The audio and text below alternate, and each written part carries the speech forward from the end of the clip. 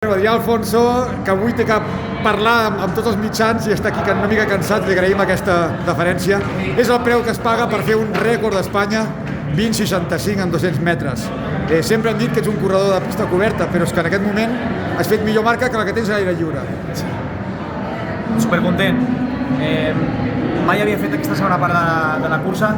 M'he notat molt bé els primers 100 metres també i a les eliminatòries ja es notava que estava per fer molt bona marca i com anava corrent sol perquè no tenia del carrer 5 a l'Antoni que s'ha fet mal, he pogut córrer molt més relaxat, amb els genolls molt alts, com m'agrada a mi córrer, i gràcies a això he estalviat una mica d'energia.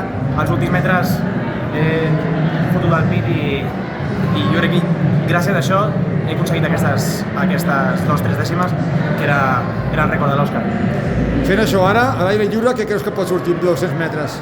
Em dóna igual, mentre surti algú per baix d'això ja està bé. Jo tinc encara la marca de sub-23 de primer, he tingut molts problemes a l'aire lliure, sempre a l'esquena, hèrnies, coses, els isquios, mai m'ha respectat les lesions a l'aire lliure i ara espero que sí.